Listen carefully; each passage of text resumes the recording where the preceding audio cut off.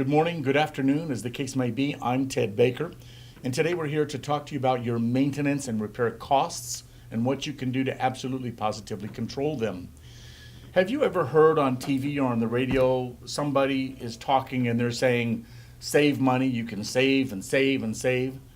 Well, the problem with that, as I see it, is in order for you to save, you have to spend. You spend money to save money. Maybe I'm not the smartest guy in the world, but my idea of saving money is not spending money. I don't want to spend money, all right? So how can we operate a restaurant and actually save money and control your costs? Well, let me tell you this. No matter who you are, no matter what kind of a restaurant you have, you share four things in common with every other restaurant. It doesn't matter whether you're a taco stand or whether you're a five-star restaurant. It doesn't matter whether you seat 10,000 people or 10. There are four things that you share in common with every restaurant in the world. And what are those four things? Those four things are food costs, labor costs, fixed expenditures, and R&M, repairs and maintenance. So how can we control these costs? Well, food costs is pretty easy, isn't it? We keep the back door locked, we watch portion control, we make sure the food isn't burned, and if we have a problem after that, then we're going to go into our subcategories of produce, dairy, meat, and we'll find out where that problem is. Food costs can be controlled. We know that. What about labor costs? How do we control labor costs? Well, that again, not too hard. We're going to cut labor as soon as the rush is over. Maybe the manager is going to pull a shift cooking or acting in a host capacity. Labor costs are the same way. We watch our P's and Q's and we make sure that the labor's gone as soon as the customer's gone. We can control that. Now, fixed expenditures, well, they are what they are. If you're the owner of the business, then you set those up when you started, and hopefully you know what you're doing. If you're a corporate store, then of course those were set up for you by the corporate, and there's not going to be too much problem in controlling that.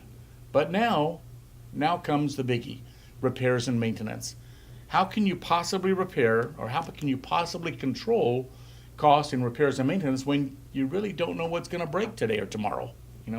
And you and I know that there are certain things that when they break, they absolutely, positively have to be controlled, okay? Or have to be repaired, that is, okay?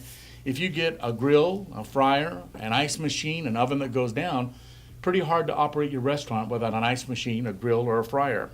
So when it breaks, you got to get it fixed. And so how do you control costs? Well, maybe you know someone, maybe you've worked with a company for a while, and you're just going to try to pick somebody and choose. And you're going to try to pick somebody that you believe in or rely on or has done work for you before or where they have a low cost. But I'll tell you, there's also a lot of companies that make the mistake of thinking that the lowest priced technician is the best technician. And 99% of the time, this is wrong because you might realize you can get anything for any price,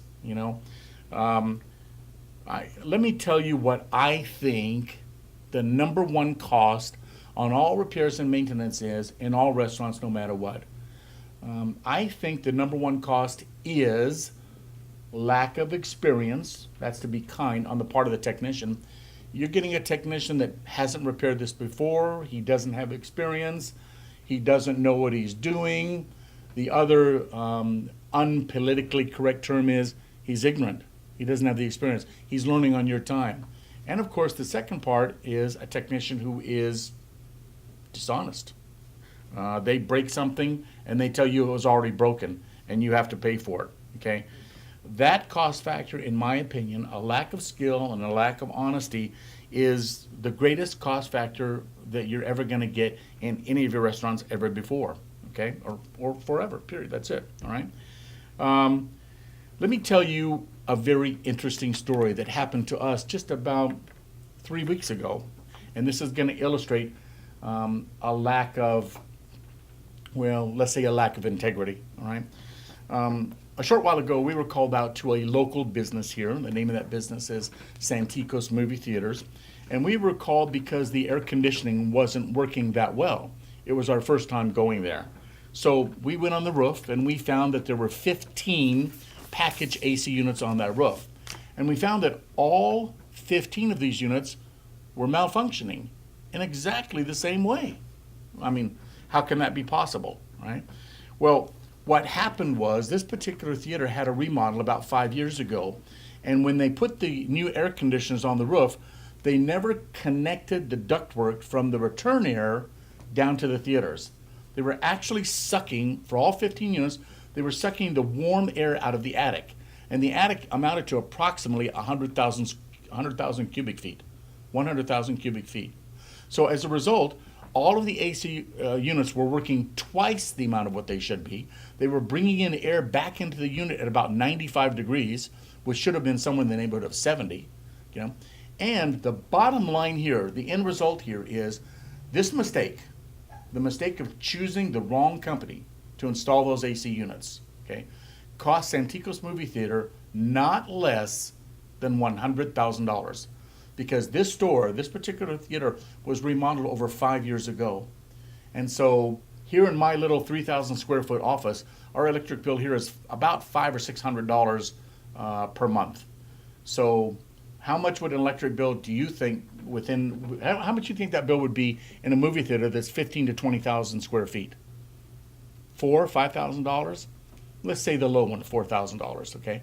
And I say to you, these are air conditioners that never turned off, always running, always pulling in the attic air at 90 degrees, okay? How much money do you think they spent extra on electric bills for air conditioning? I say $2,000 a month. $2,000 a month times 60 months in 5 years. These are all minimum to the benefit of Santikos guesses. There's no question that they spent, or the damages there are at least $100,000 just in electric bills. Not to mention the damage that's been done to the AC units because of working twice as hard as what they should be, pulling in all that hot air. That's, to me, what is that? Well, I guess that's massive incompetence. Who doesn't connect the ducts on the return air? Well, the company they selected didn't do that, okay? So, that's a little bit of a problem. Let's talk about another situation that arose with us a couple of weeks ago. We had a local business here in San Antonio called Super Salad, and the owner of that particular Super Salad called me and said, hey, I need to get a new ice machine. Can you sell me a new ice machine? And I said, well, sure.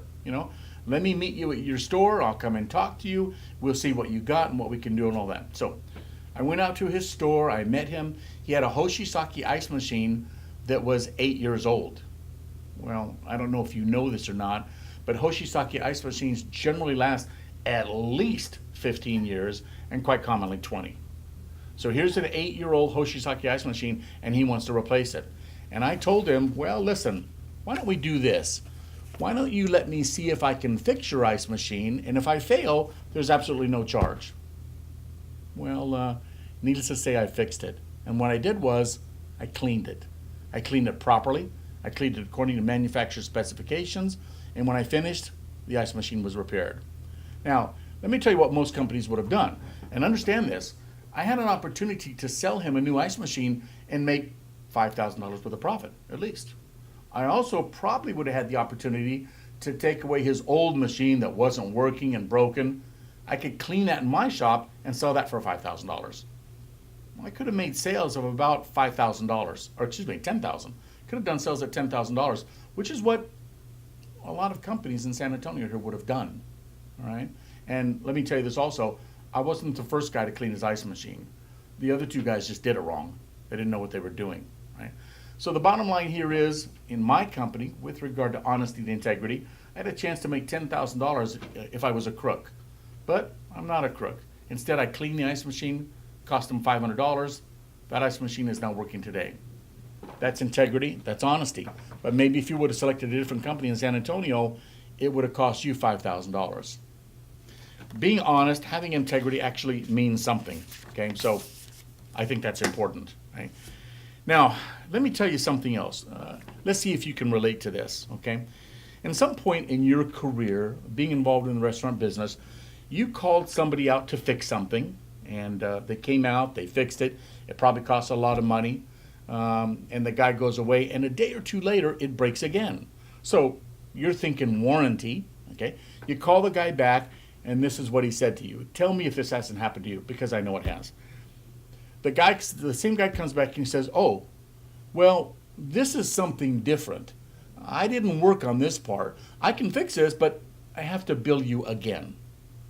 Have you had that happen? Yeah, anybody that's been in the restaurant business more than 6 months has had that happen before. Okay, so it's a problem, isn't it? How do you really know whether it was or was not the same thing? Because your job is restaurant manager, your job is restaurant owner. You're not a technician. Fixing restaurant equipment and running a restaurant, those are two different businesses, right?